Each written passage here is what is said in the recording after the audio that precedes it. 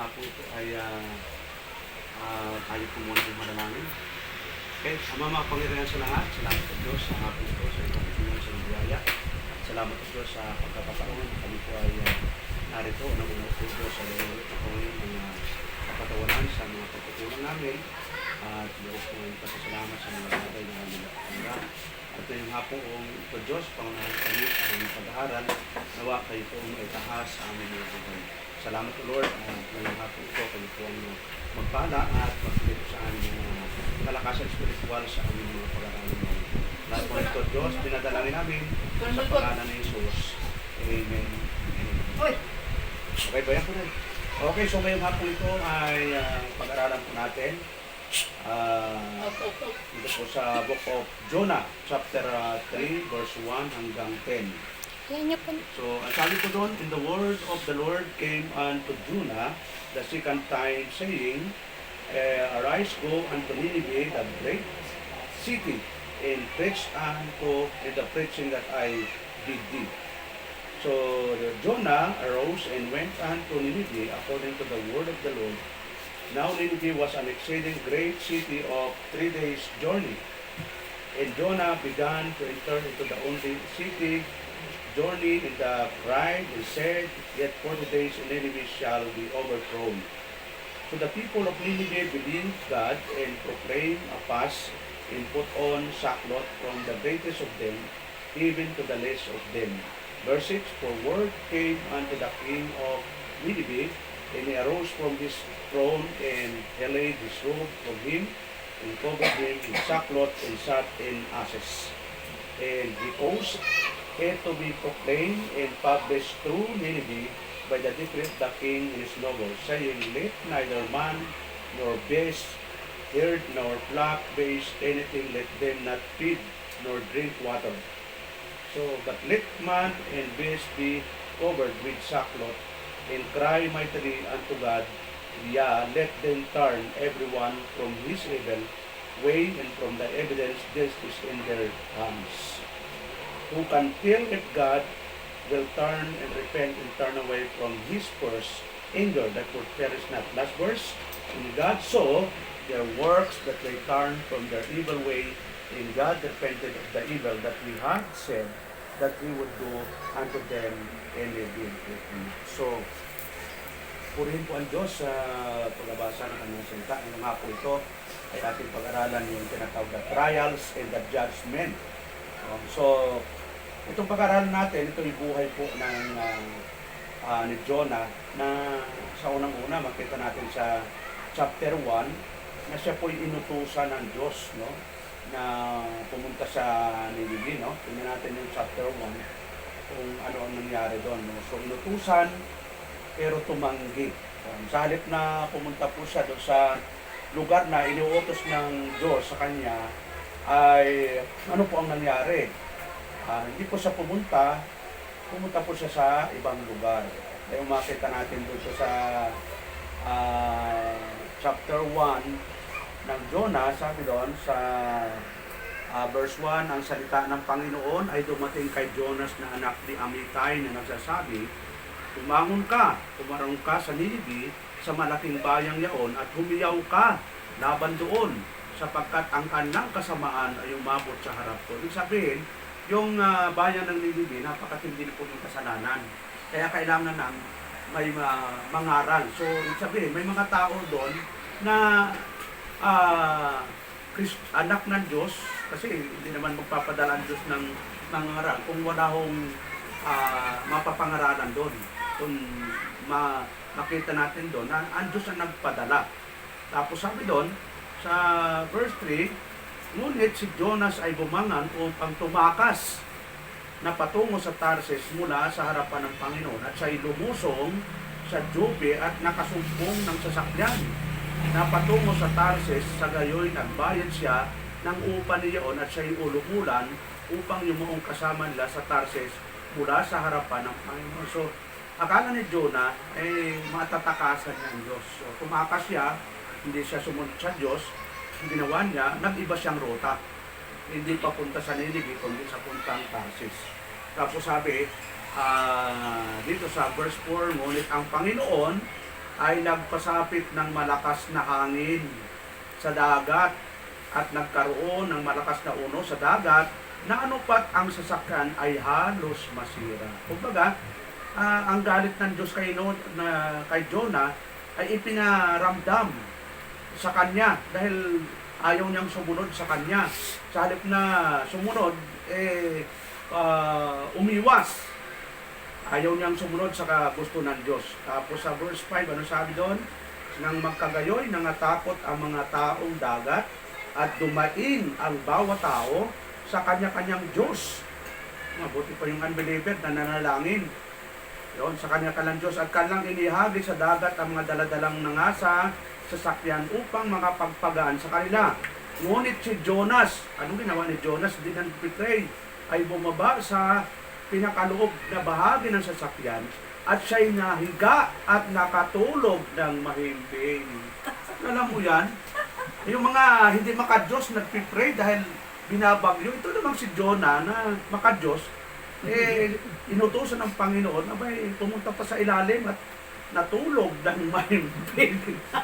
Baliktad na yung mga unbeliever nang nagpipray, pero yung believer, tulog na tulog.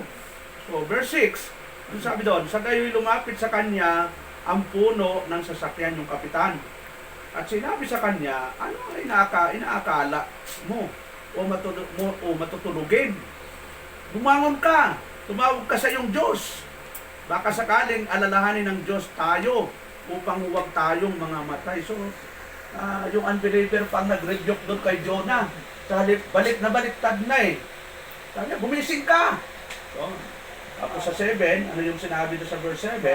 At si Hanabi ng Bautista sa kanila, sa kanyang kasama, magsiparito kayo at tayo'y magsapalaran upang ating maalaman kung dahil kanino dumating ang kasamang ito sa atin. Sa gayoy, magsaparan sila at ang palad ay nahulog kay Jonas. Kumbaga, talagang nalaman na ng mga tao na si Jonah pala ang may kasalanan, kaya binabagyo. Kasi tumakas sa Diyos. Kaya mahirap talagang tumakas sa Diyos. Dilugyo talaga ang dating. Kasi alam mo, binabagyo sila ng matinding unos. Ang resulta kasi nun, yung galit ng Diyos, pinalasak. Yung mga kasama, nadamay tuloy. Tapos sa verse 8, ano pong sabi doon? Nang magkagayoy, sinabi nila sa kanya, isinasamo namin sa iyo na iyong saysayin sa amin kung dahil kanino dumating ang kasamang ito sa atin. Ano ang iyong hanap buhay? So, in-interview na ng kapitan si Jonah. At saan ka nang galing? Anong iyong lupain at taga saang bayan ka? In-interview na kasi siyempre nagbayad siya ng upa para makasakay. Tapos sabi ni Jonah at kanyang sinabi sa kanila, ako'y isang Hebreo at ako'y natatakot sa Panginoon, sa Diyos ng langit, na siyang gumawa ng dagat at ng tuyong lupain. So alam na pala, kilala niya ang Diyos na siya may may lalang ng langit at lupa. Siya ang gumawa ng dagat at ng tuyong lupa. Alam ni Jonah. Tapos sa verse 10, nang magkagayon na nga takot na mainam ang mga tao.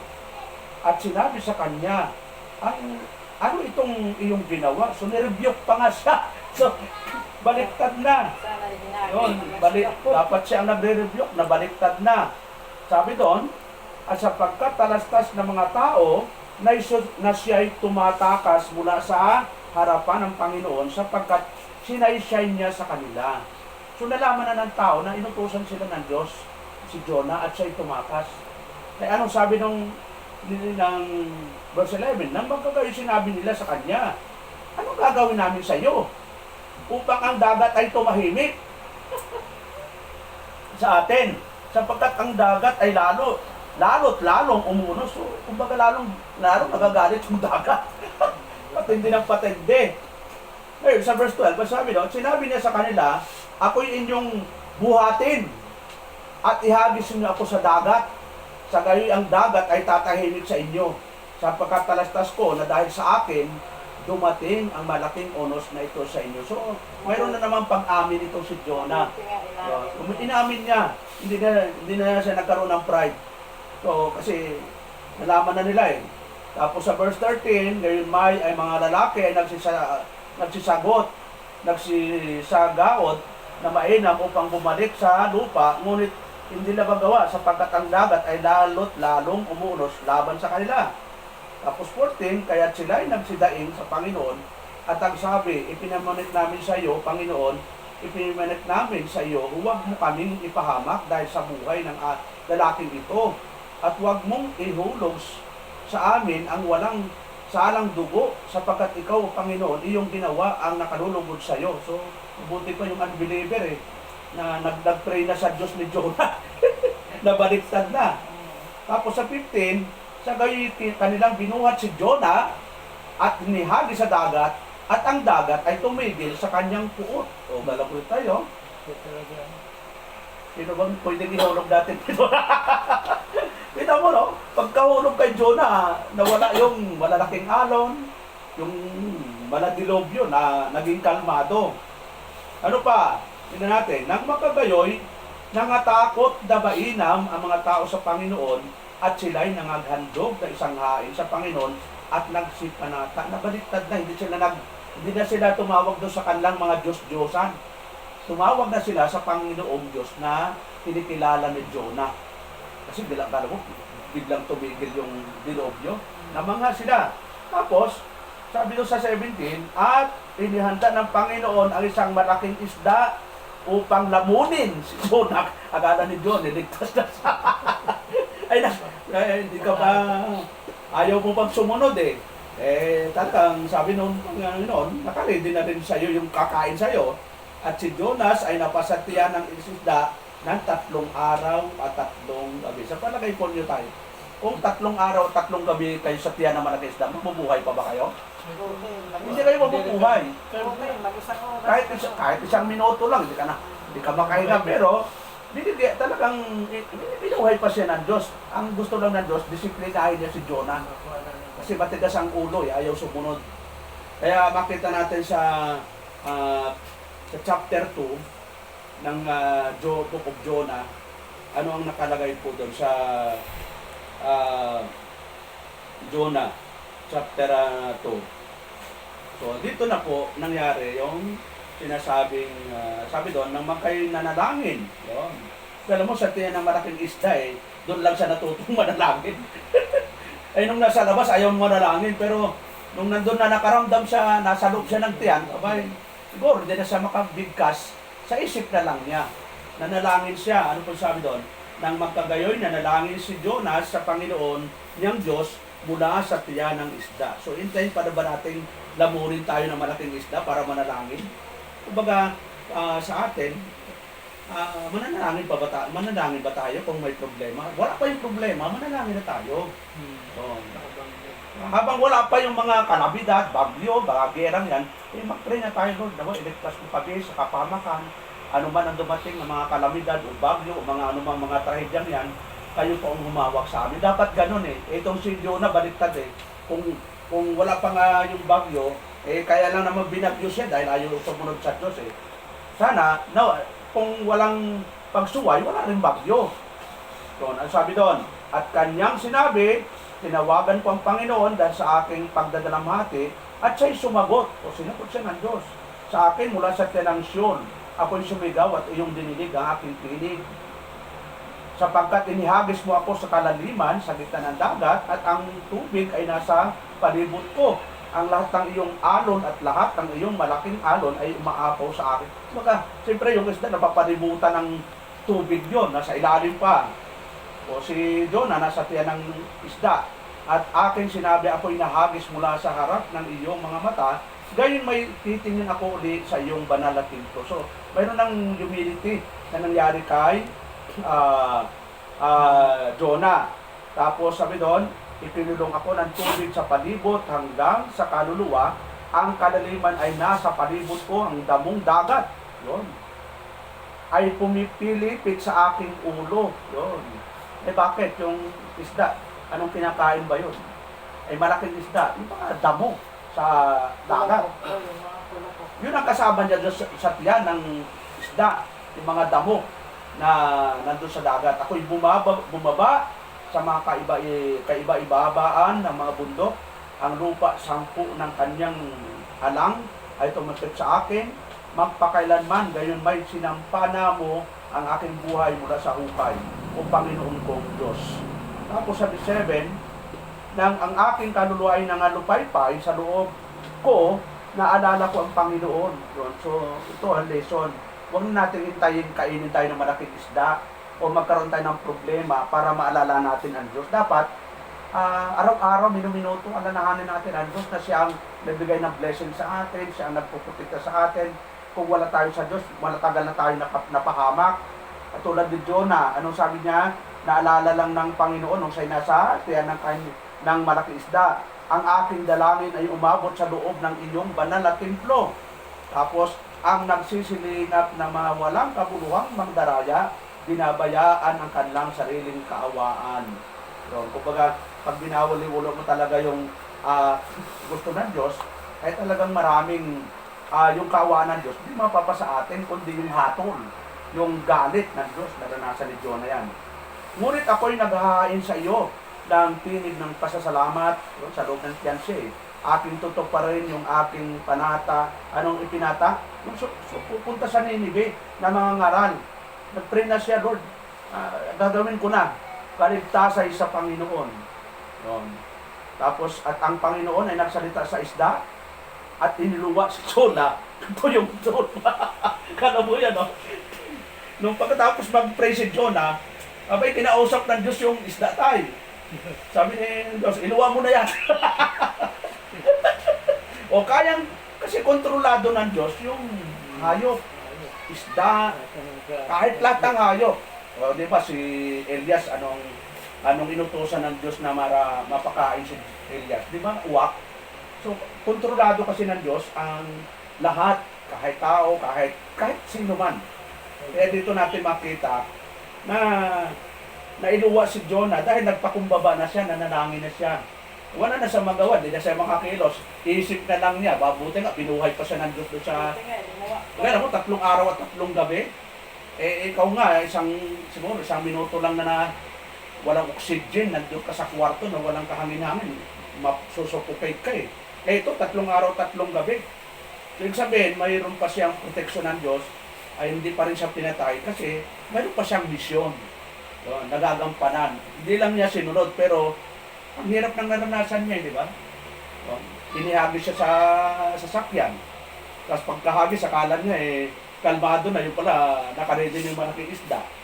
So, ano bang, anong lesson, ano ang remedyo? So, ano yung pangyayari? Doon sa ating binasa sa chapter 3, makikita natin na yung sunod na pangyayari, pumunta na po siya sa Ninive. Yun. Kaya makita natin sa verse 1.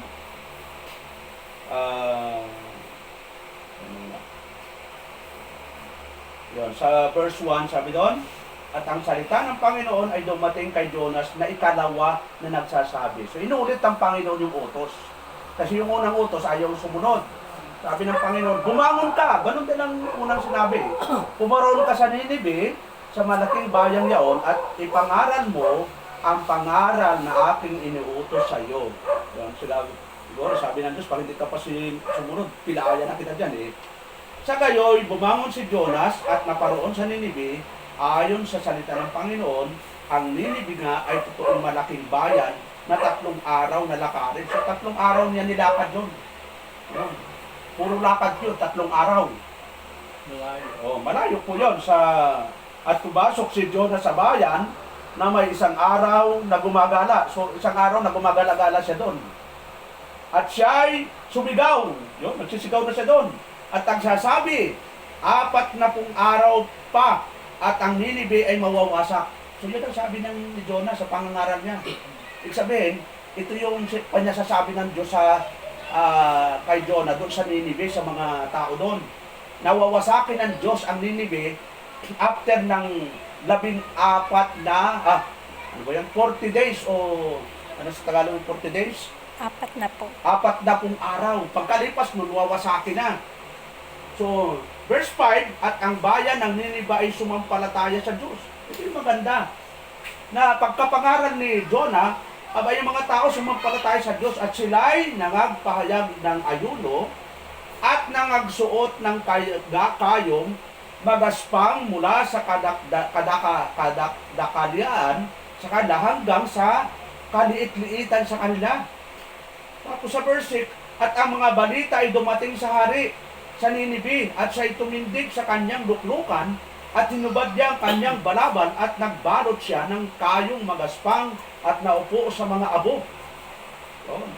Tapos sa verse 7, at kanyang inihayag at itinanyag sa buong Ninive sa pasya ng hari at ang kanyang mga mahal na tao na sinasabi, huwag lumasa maging tao ni hayop man, bakahan, nakawan man o ng anumang halagay, huwag silang magsikain. Yun, may fasting na gagawin.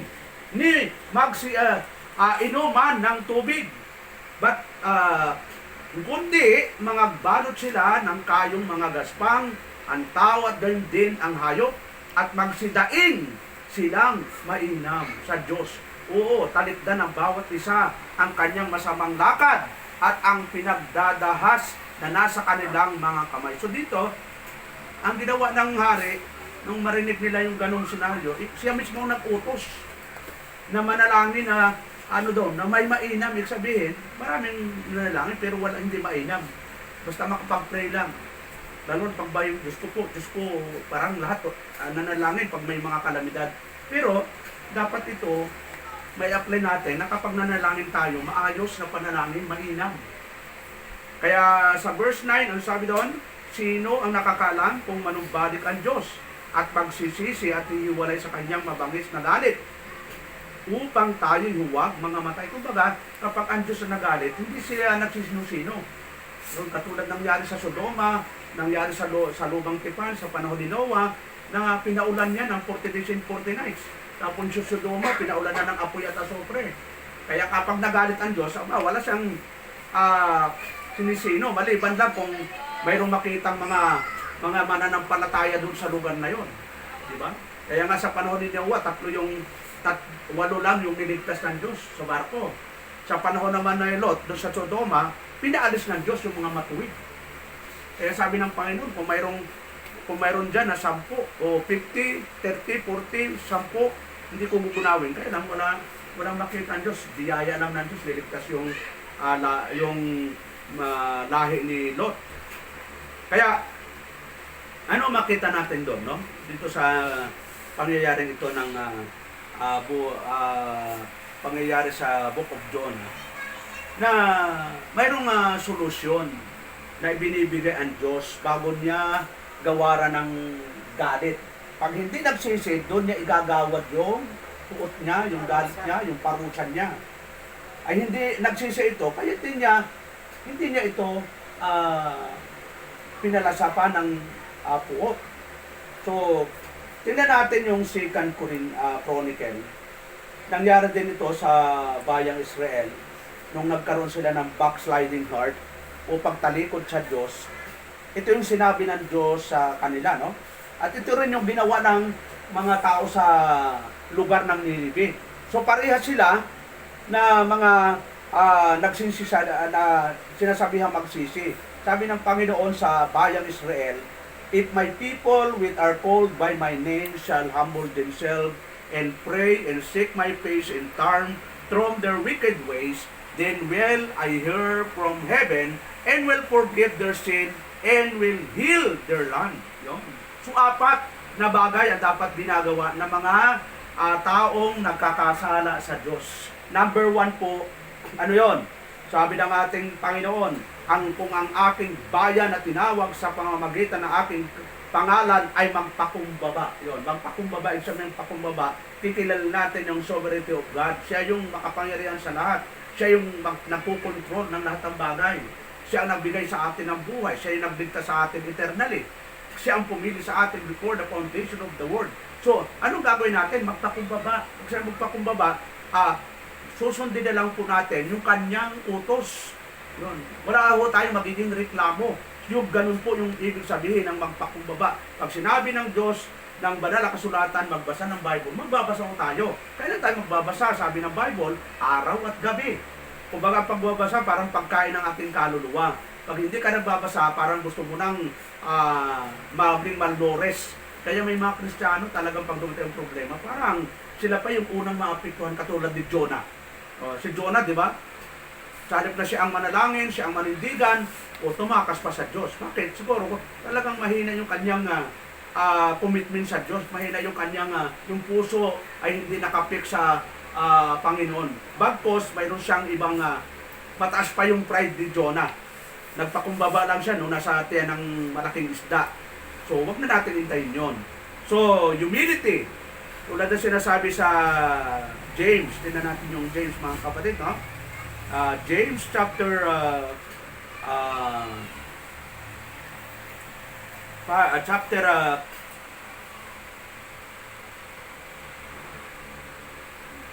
chapter 5 or 6. Sabi doon sa chapter 5 or 6,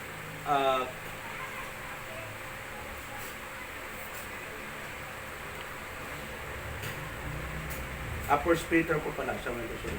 First Peter chapter 5, verse 6. Sabi doon sa verse 6, humble yourself therefore under the mighty hand of God, that He may exalt you in due time. Kaya't kayo'y mga pakababa sa ilalim ng makapangyarihang kamay ng Diyos, upang kayo kanyang itaas sa kapanganahunan. So sabi doon, magpakumbaba.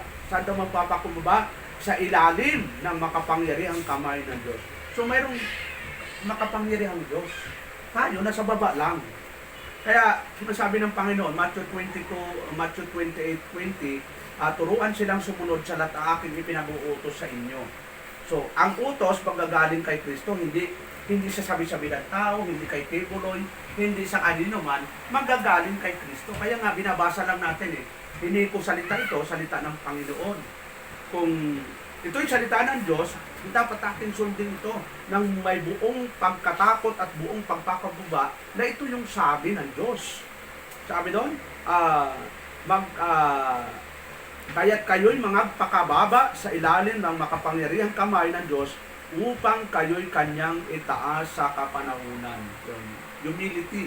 Ito yung unang sinabi ng Diyos sa bayang Israel. Ito rin yung ginawa ng ng mga taga-Ninive, yung magpakumbaba sa Diyos. Pangalawa, anong ginawa ng mga Israelita at ng Ninive? Nanalangin po sila sa Diyos. Yun ang kailangan natin. Huwag natin kakaligtaang manalangin. At nang ginawa po yan ng ating Panginoon nung siya po ay nanalangin sa Getsemane, kung titingnan natin ang Book of Matthew chapter 26 verse 40, nadatnan po niya yung tatlong alagad niya na natutulog. Sabi sa 40, he cometh unto the disciples and findeth them asleep and said unto Peter, what could you not watch with me 1 hour? At lumapit siya sa mga alagad at sila'y kanyang naramtan na nangatutulog. So puro mahilig sa tulog ang mga Kristiyano. At sinabi kay Pedro, hindi kayo maaari mga kipagpuyat sa akin ng 1 oras?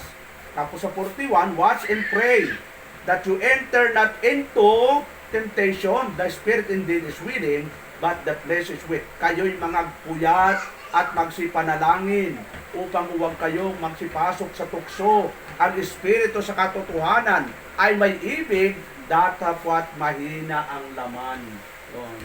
Kaya malaki ang nagagawa ng prayer. Kaya bago matulog, pagkagising, bago kumain, lahat ng gagawin natin, ipagpipray sa Diyos. So ano pa? Ano yung pangatlo? Sabi doon, and seek my face. Ano yung ibig sabihin doon? Uunahin yung gusto ng Diyos. Kung ano yung gusto ng Diyos, yun ang gagawin natin. Huwag yung kalooban mo. Di ba ang ating Panginoon nagpray siya. Sabi doon, dumating nawa ang sabi doon, Ama namin, sumasalangit ka, sambahin ang pangalan mo. Anong sunod? Dito sa lupa, parang nasa langit. Bigyan mo kami ng aming kakanin sa araw-araw. At huwag mo kaming ihulog sa tukso. Ano pa yung panghuli doon? Tingnan natin yung eksakto nun. Sa Matthew 6, para eksakto, Matthew chapter 6, verse 6. Sabi doon,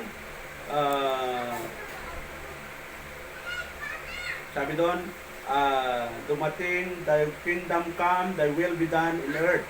Dumating nawa ang kaharian mo gawin nawa ang iyong kalooban, kung paano sa langit, gayon din naman sa lupa. Yun. Bigay mo sa amin na ngayon ang aming kakanin sa araw-araw. At ipatawad mo sa amin ang aming mga utang. Yun. Maraming may utang. Kaya naman sa amin, nagpapatawad sa mga may utang sa amin. So biblical pala yung nagpapatawad sa utang, pero huwag namang hindi nagbabayad. So ang sabi doon, at huwag mo kaming ihatid sa tukso, kundi iligtas mo kami sa masama, sapagkat iyo ang kaharian, at ang kapangyarihan, at ang kaluwalhatian, magpakailanman siya naman. So, ang Panginoon mismo nag-pray.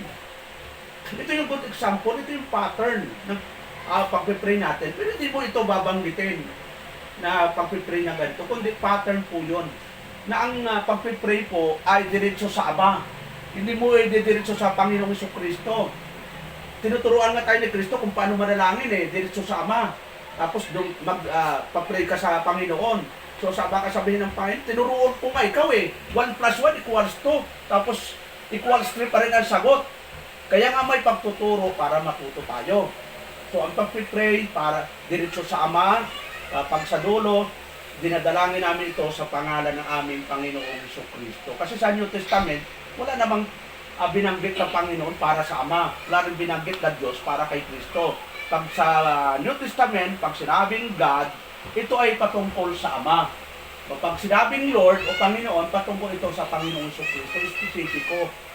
Kaya huwag tayo magkakamaling nagpipray na nananalangin kami Panginoon sa iyo, sumali. Dapat ang panalangin ay nanalangin kami sa iyo o Diyos o kaya Ama. O, tamang prayer po yun. So, yun po, no? Ang sabi doon, kalooban ng Diyos. So, sabi na nga Matthew 6:33, but seek you first the kingdom of God and His righteousness, and all these things shall be added unto you. Tingnan natin sa pagkatagalog yung sinabi ng Panginoon yun.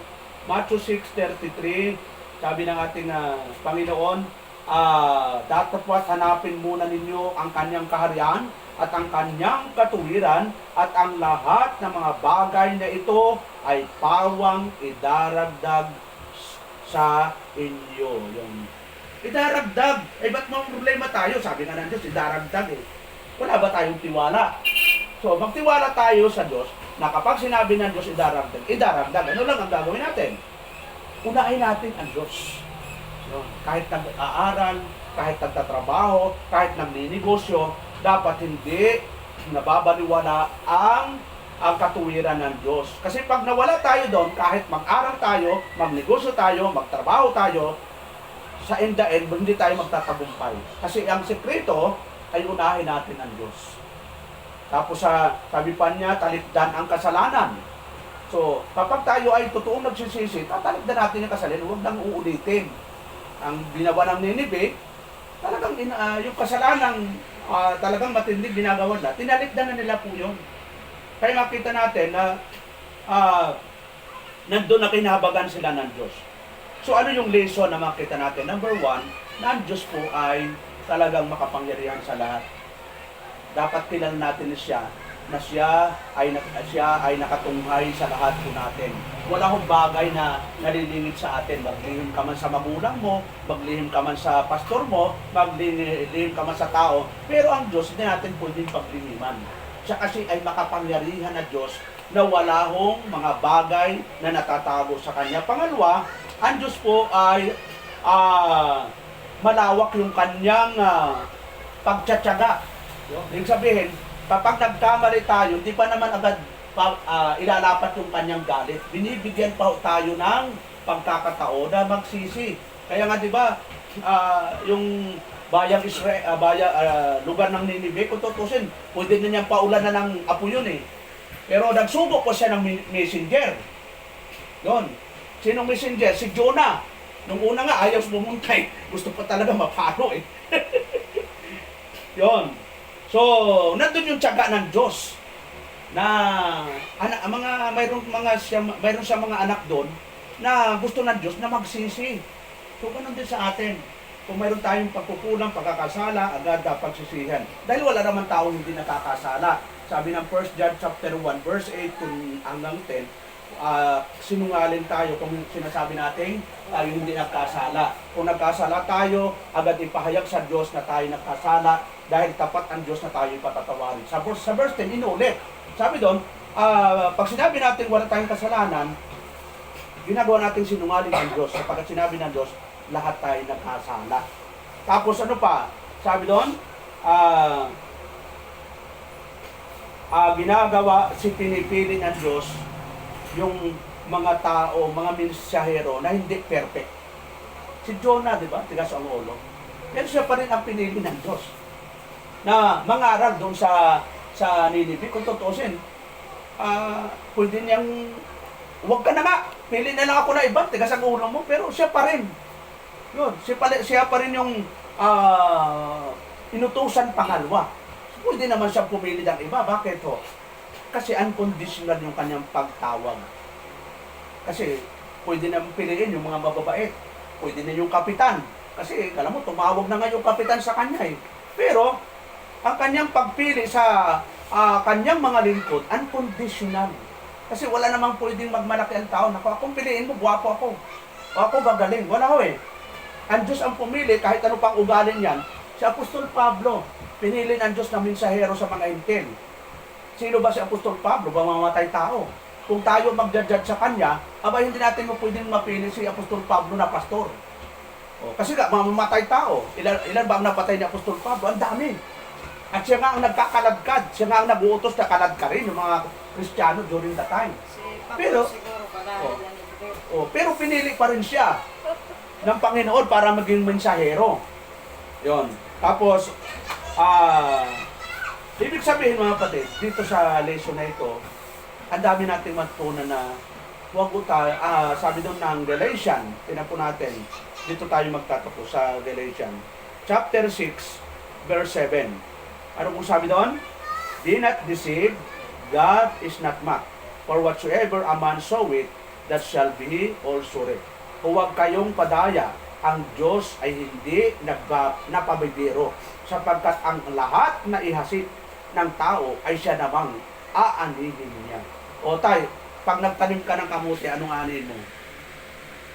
Kamuti. Anong asahan mo? Kalabasa?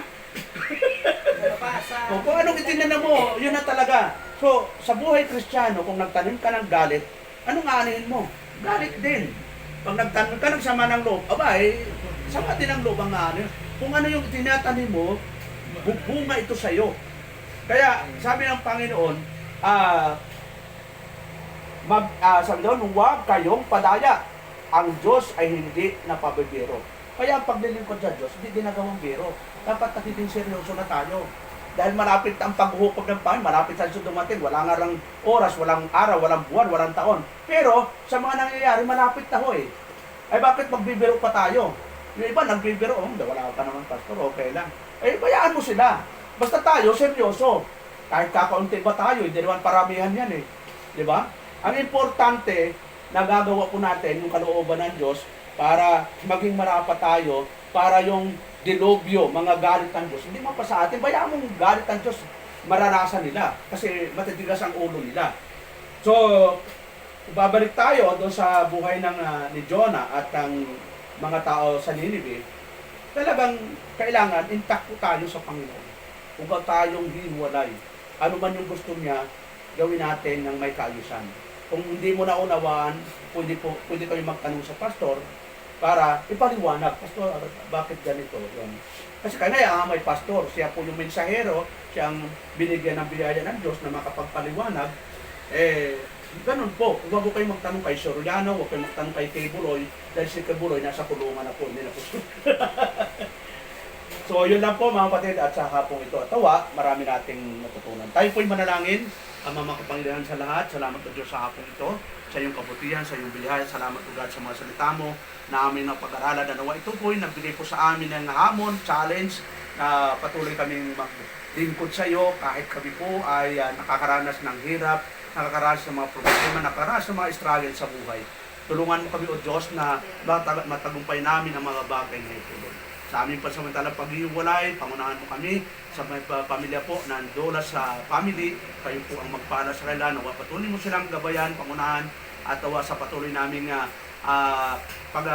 pag-aaralan sa lugar na ito, sa tahanan ito. Kayo po ang magpalabo ng gawain ito na kahit kami po ay kakaunti, alam namin Diyos, ang inyong presensya ay nasa amin. Salamat o Diyos at po ito'y dinadalangin namin sa pangalan ni Jesus. Amen and amen. Amen.